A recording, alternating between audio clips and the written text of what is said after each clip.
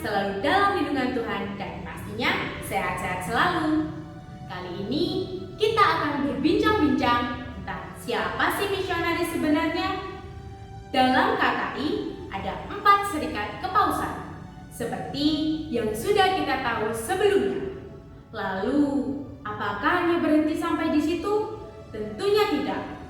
Kali ini kita diajak untuk membahas apakah kita juga bisa berbuat seperti para pendiri serikat kepausan tersebut di dunia zaman now ini. Apakah kita masih berbuat sama seperti mereka? Yuk kita simak yang satu ini. Siapa sih misionaris itu? Kita akan mengenal arti kata misionaris itu lebih dulu. Misionaris diambil dari kata misi, adalah istilah bahasa Indonesia yang diambil dari bahasa Latin. Kata bendanya missio, yang berarti perutusan, pengiriman, hal membiarkan pergi. Sedangkan kata kerjanya adalah mittere, yang artinya mengirim, mengutus, melepas pergikan. Sehingga misi berarti mendengarkan dan melaksanakan mandat atau perintah dari seseorang. Dengan kata lain, ada sebuah gerakan yang dinamis. Dia melaksanakan sesuatu yang diberikan kepadanya.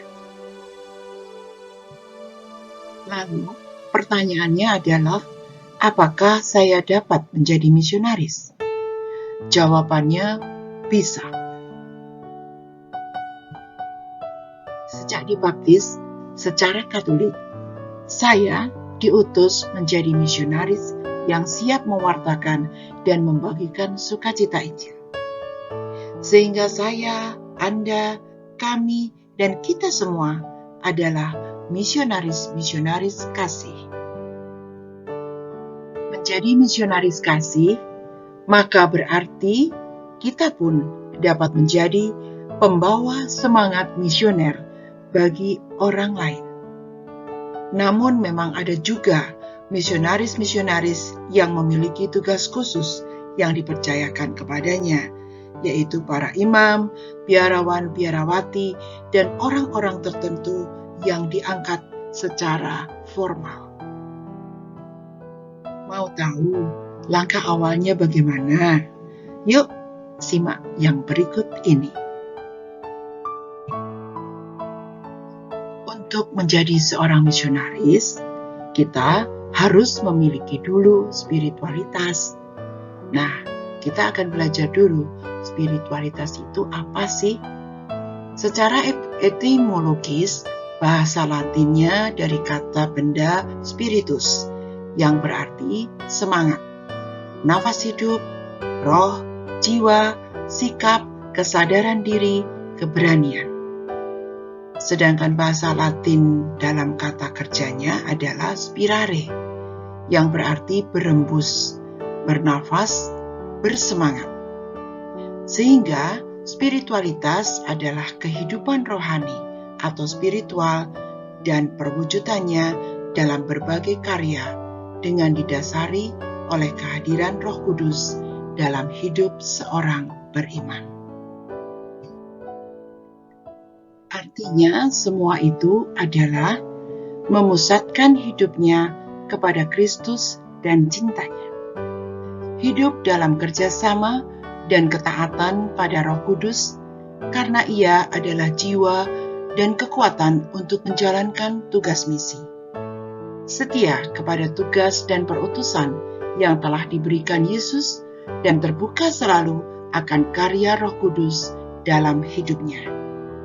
Seperti juga tampak dalam diri 4 pendiri serikat kepausan yang sudah kita bahas sebelumnya. Seorang misionaris memiliki jiwa sebagai berikut. Dia mencintai keheningan dan doa, pasrah menerima diri, rela berkorban, melayani dengan tabah dan sabar, berbela rasa, solider dengan yang kecil dan lemah, hasrat untuk selalu bersatu dengan Kristus sendiri, Hidupnya berpusat pada doa, meditasi, kontemplasi, dan refleksi.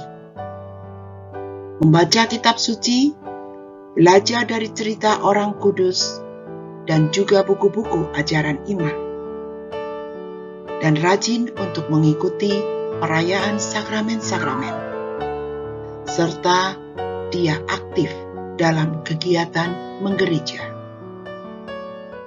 Sekarang pertanyaannya adalah, di mana ya saya dapat menjadi seorang misionaris? Jawabannya adalah kita bisa menjadi seorang misionaris di dalam keluarga, lingkungan, wilayah, paroki, keuskupan, masyarakat, lingkungan pekerjaan, sekolah, dan di mana saja kita dapat menjadi seorang misionaris. Lalu, kapan waktunya kita dapat menjadi seorang misionaris? Setiap saat, sepanjang hidup, dan selalu terus-menerus, kita diutus untuk menjadi seorang misionaris, karena kita adalah pengikut Kristus.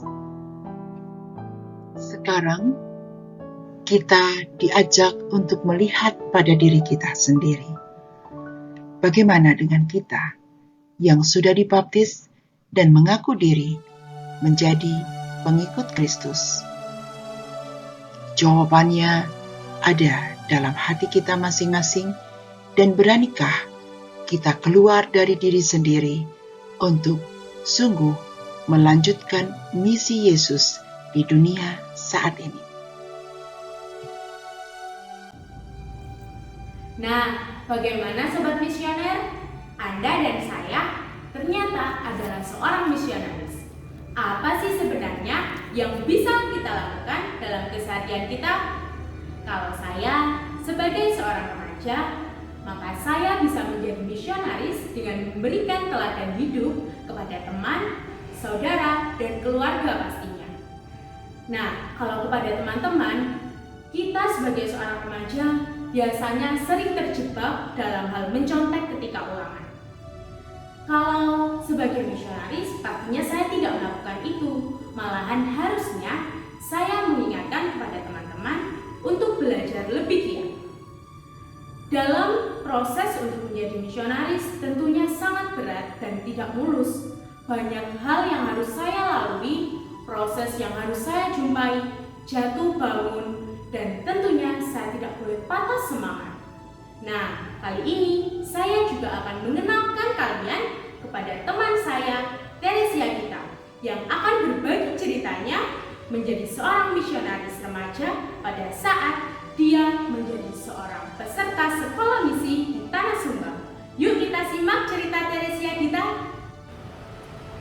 Halo sobat-sobat misioner, pada kesempatan kali ini saya mau sharing tentang pelajaran apa yang saya dapatkan saat menjadi peserta Misal Nasional Angkatan Pertama pada kegiatan Sumba Pilgrimage tahun 2018. Melalui Sumba Pilgrimage, saya mendapatkan pelajaran yang berharga, yaitu bahagia itu sederhana. Menurut saya, umat di stasi Ibu Boko dapat menemukan kebahagiaan kecil di tengah kesederhanaan mereka. Jadi, infrastruktur di Ibu Boko dengan tempat saya tinggal di Madiun itu jauh berbeda. Di sana tidak semua jalan beraspal, banyak bukit kapur, air pun memakai air hujan untuk kebutuhan sehari-hari, dan listrik tidak 24 jam tersedia. Setelah saya menemukan hal ini, saya tahu apa kunci dari bahagia itu sederhana. Kuncinya adalah rasa syukur. Maka dari itu, kita harus bersyukur pada setiap rahmat yang Tuhan berikan kepada kita. Selain kebahagiaan, saya juga belajar tentang kepekaan. Dengan kepekaan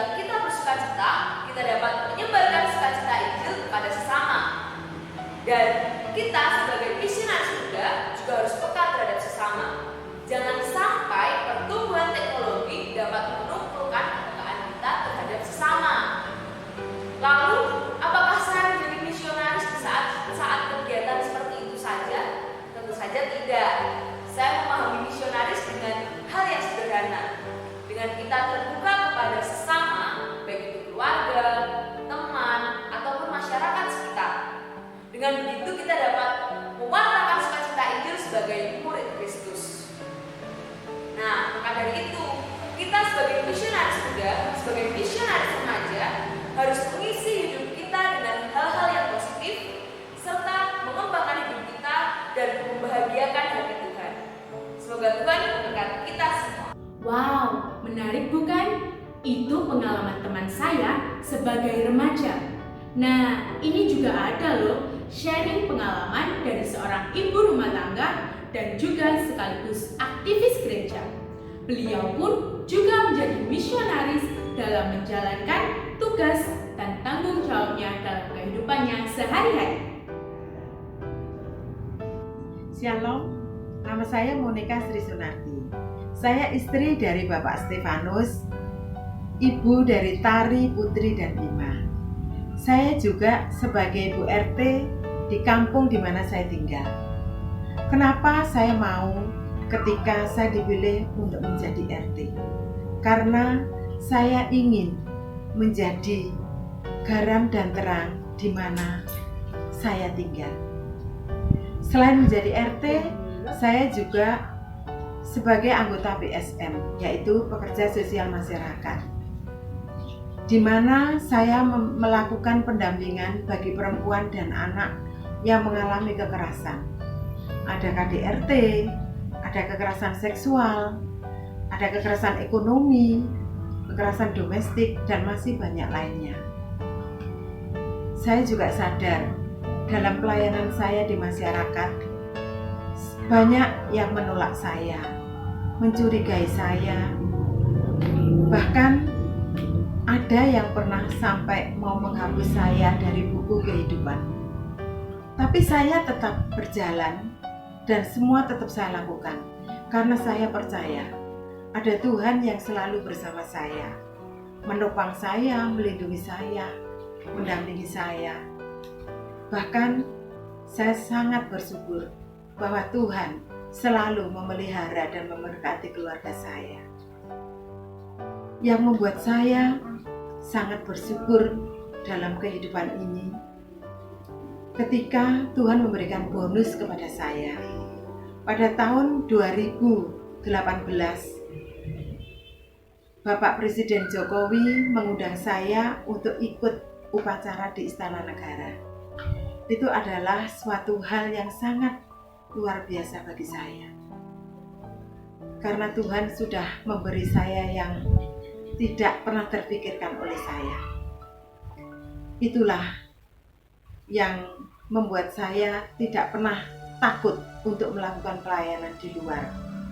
Walaupun sebenarnya saya juga anggota kelompok KUR, anggota lektor, anggota PSE di paroki saya. Tapi sepertinya Tuhan menghendaki saya berpelayanan di luar paroki saya. Jangan pernah takut menjadi pelayan di masyarakat. Tuhan Yesus memberkati. Luar biasa sekali ya sobat misioner. Jadi sebenarnya setiap orang yang sudah dibaptis, dia sudah menjadi misionaris Kristus. Tidak perlu berjubah dulu atau memiliki jabatan tertentu. Memang dalam gereja Katolik ada biarawan-biarawati dan imam yang memiliki kekhasannya sendiri. Namun dalam hidup keseharian kita harus tetap menjalankan misi kita sebagai utusan Bapa. Nah, bagaimana? Sekarang semakin paham kan?